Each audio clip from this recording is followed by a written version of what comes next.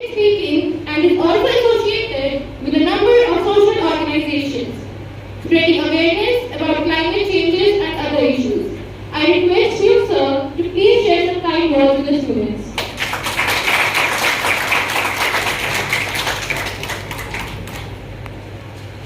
A very warm, pleasant and prestigious afternoon to you all. Respected Dean Rana, Manoj sir, dignified faculty members, and my dear proud citizens of this great nation. I stand here with great pride and great gratitude. When I passed out from the portals of this prestigious institution 12 years back, there were dreams in my heart and the passion to take the world head on. But as they say, every great journey starts with great enthusiasm, but the same cannot be maintained for a long time. When a mountaineer, he aims to conquer the peaks like the Mount Everest, he makes a plan at the base, but it is not the same plan that takes him to the mountain. He has to iterate that plan, he has to improvise. It is here that I would like to quote one of my favorite poems from an English gentleman, William Ernst Henley. It is not just a poem, it is a prayer. It is a prayer and it is a call to the infinite powers of the universe. It is named Invictus. You must have heard. Out of the night that covers me, black as a pit from pole to pole, I thank whatever gods may be for my unconquerable soul. In the fell clutch of circumstance, I have not winced nor cried aloud. Under the bludgeonings of fate, my head is bloody but unbowed. It matters not how straight the gate, how charged with punishments the scroll, I am the captain of my soul, I am the master of my fate.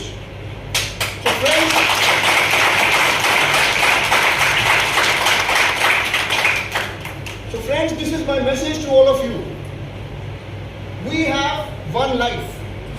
And in this limited time scale of the universe, if we take it back to the Big Bang Theory with the emergence of the planet and later on to the enormous people that have walked on this planet, we are just a speck. We are just a speck in this entire universe. But we are dust. We will become dust one day. खाक हूँ खाक पर क्या इतराब कर चलूं? खाक हूँ खाक पर क्या इतराब कर चलूं? खाक ही तो है, हम सबने खाक ही तो बोला है।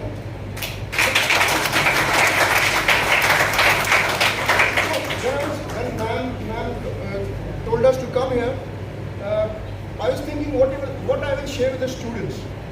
So I have a few stories for you. These 3 stories are stories of perseverance, the stories of being deaf, and the story of being committed and disciplined towards one's goals. Let me take you to the island nation of Japan. Near the city of Kyoto, there is a small hill called Hill.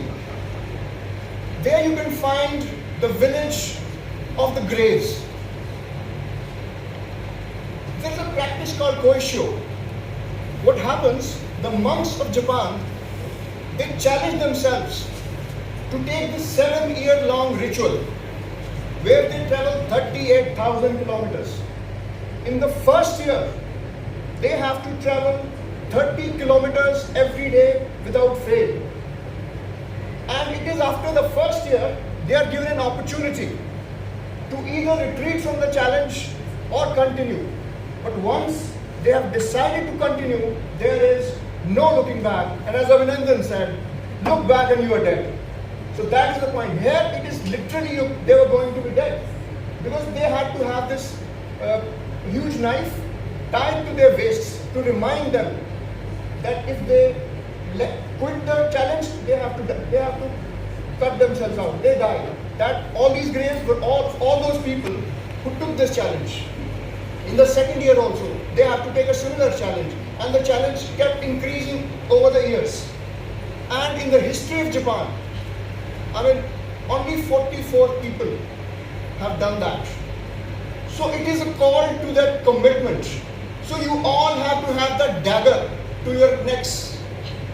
You decide your goal, and then don't look back.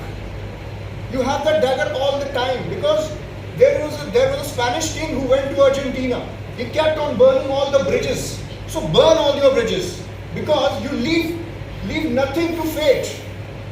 You don't give yourself an opportunity to retreat, because when you have nothing to retreat back, the only way is forward. And that's my message. Discipline and commitment. That's very, very important. The second story is the story of being deaf. There was an imaginary island where there was a peak. The island only frogs lived. So what happened? There was an annual ritual that the frogs would have a race, and they were to climb that mountain, and there was a huge Colosseum-like gathering to cheer the people out.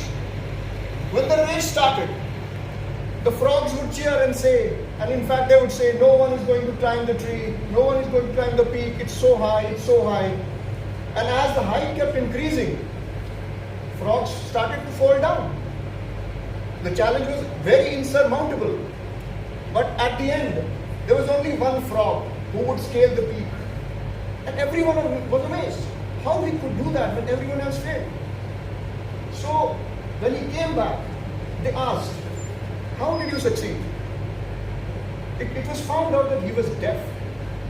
He was deaf to that noise that we all have around us. Noise to those naysayers, noise to those people who don't have the courage to follow their dreams. They will pull you down. Be deaf to that noise. Because I would not call those people bad also. Because it is their experience. I would call all of you to channelize your inner chi, as they call in China. The inner chi is that inner power.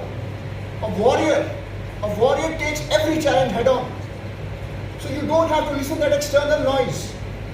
You meditate, you listen to your internal voice, and whatever you do, become one with yourself. Your core values, your core principles, you have to imbibe them inside out. Then only you will find peace. I mean, ultimately the objective of this limited existence on this planet is not to gain riches, is not to build mansions.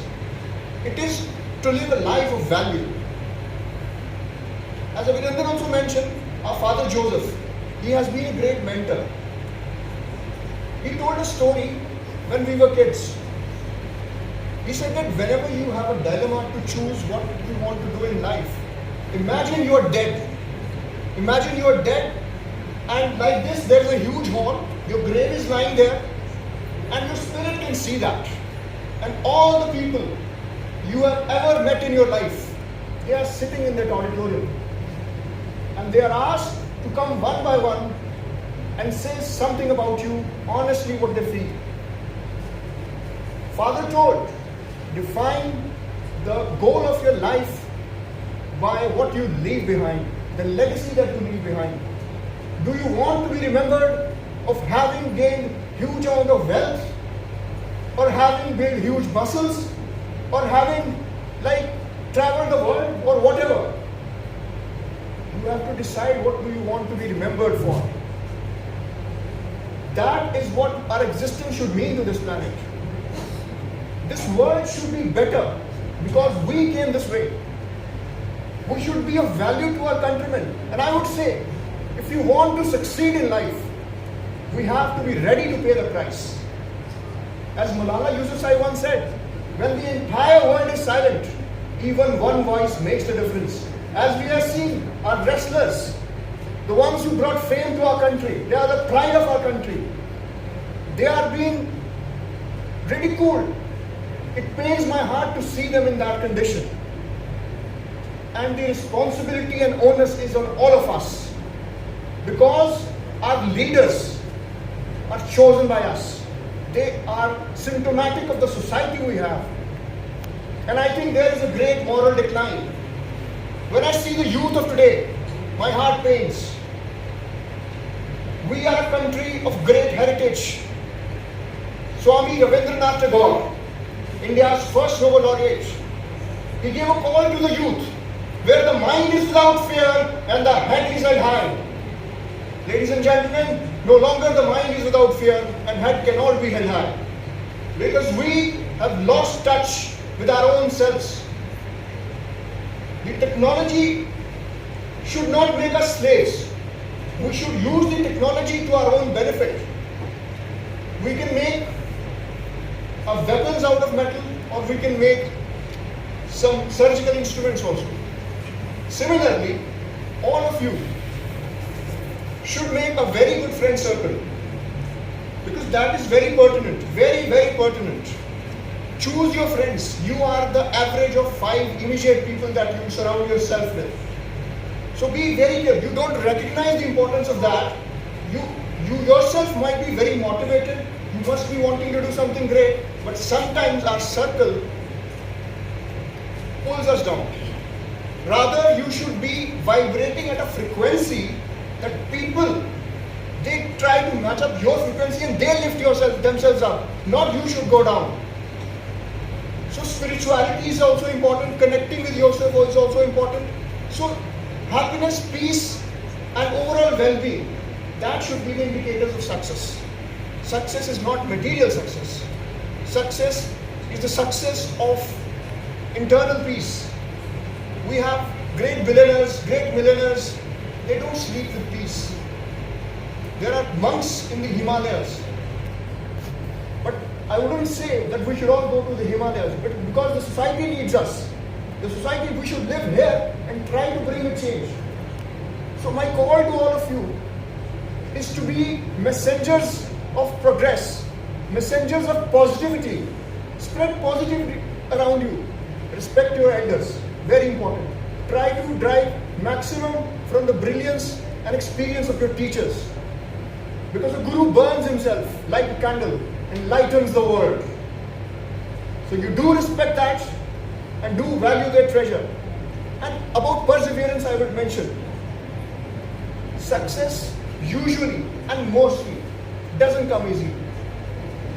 Swami Vivekananda said, a small aim is a crime. You are infinite. Have glorious dreams.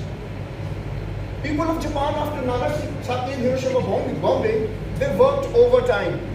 They were committed to their country. So we are at the transition phase. We have a great demographic dividend with a huge young population. We can't let this just go down to the drain. And you are the future. And the people who come after you, they will look up to you.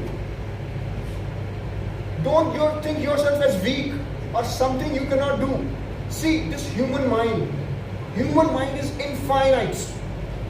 There is nothing on this planet that was not conceived here, that is here on the planet. This mind was first conceived in the mind only. Everything is in the mind.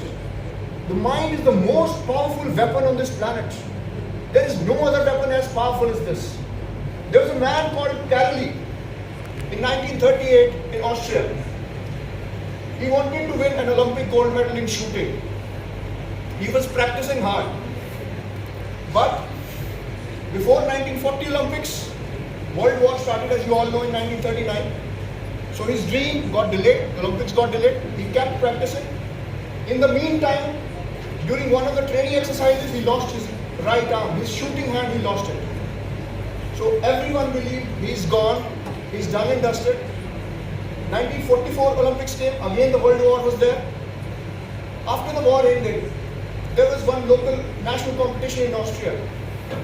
His fellow competitors saw him and he said, they thought, he has come to appreciate us, such a kind soul. He has lost his passion, his arm, but still he's come to appreciate us. But when the competition started, he was not there just to cheer them. Ladies and gentlemen, he was there to fight. He trained with his left hand. Right hand was gone, he trained with his left hand. And that is the spirit. There is nothing that can stop us. He won there, and in 1948, finally, he went on to win an Olympic gold.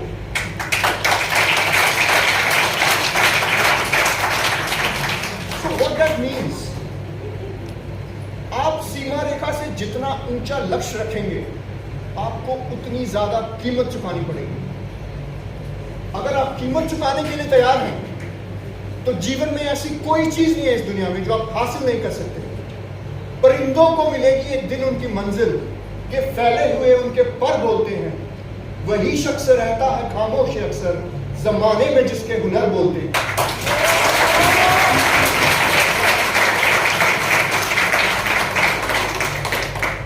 So I request all of you, because you are the future.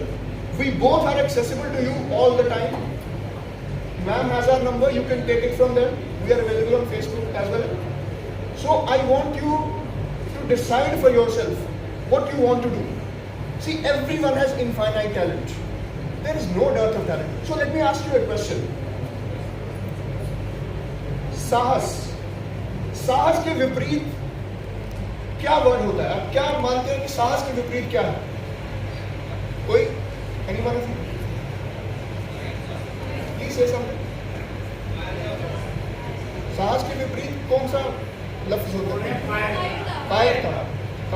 Most of us will believe that the opposite of courage is cowardice. But I have a different view here. As Earl Nightingale in 1930 said, the courage is there, and the opposite of courage is not cowardice. साहस का विपरीत अनुरूपता होती है, अनुरूपता, likeness. Most people, they wake up in the morning, they go to work, they do the chores, everything, because everyone is doing this. That is, we follow the crowd. We are into herd mentality. Courage is needed to come out of that herd mentality. So cowardice is not this. See, when we are young, when we are passionate, in our early 20s, out of the 100 people, if we interview, all of us want to succeed and make big in life. Turn the clock to when they are 60 years old. How many of them will be successful? Some would be astray, going haywire. Only about 5 of them would be able to find some value in life. You must have seen that bulldozer going on the roads. It needs to be direction. Otherwise, it will just go and fall in the drain, or the roads will not be made. Similarly, we are also like that. Our human mind is that driver of that bulldozer. क्या आप चाहते हैं आपका bulldozer किसी खड्डे में गिर जाए? नहीं ना. तो उसका चार्ज अपने हाथ में लीजिए. Take the control, take the reins of your life in your own hands. Then only you're going to be the writers of history. As they say, on the sands of time lay the bones of countless millions. On the sands of time lay the bones of countless millions who sat down to wait, who at the dawn of victory sat down to wait, and waiting they died. We should never wait. And one more thing, out of my own experience that I have felt, there will be challenges, lot of challenges in your life. If you want to achieve something worthwhile, it will not be easy. So discard your feeling. You may not be feeling and motivated all the time, feeling good and motivated all the time. Feeling is useless. We should never feel anything. We should act. We should do what is required to be done. Michael Jordan, one of the great footballers, basketball players, and Kobe Bryant. Kobe Bryant he had his Achilles problem, Achilles heel, which is very critical in basketball. So in one of the games, his competitor said that Kobe is ducking the game because he's afraid. So he was in the locker room with his family, and somebody told him that Kobe is ducking. He said, no, my back can hurt me any other day, not this day. So it is that passionate. You have to do what you have to do. लहरों से डरकर नौका पार नहीं होती, कोशिश करने वालों की कभी हार नहीं होती. नन्ही चींटी जब दाना लेकर चढ़ती है, चढ़ती दीवारों पर 100 बार फिसलती है. मन का विश्वास रगों में साहस भरता है. मन का विश्वास रगों में साहस भरता है.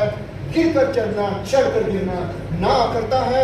आखिर उसकी मेहनत बेकार नहीं होती, क्योंकि मेरे दोस्त कोशिश करने वालों की कभी हार नहीं होती. I I leave you with this message. You can approach us anytime, but please take the message forward. Be the warriors of change. Be the beacon light of hope that our country needs. And let's spread the word. Let's come together to build this great nation. Don't have small aim. Don't have small aim. Let's have lofty dreams. What if we fail? But at least we give ourselves a chance. We give this glorious country a chance. At this note, I'll take your leave. Thank you so much. Jai Hind, Jai Bharat.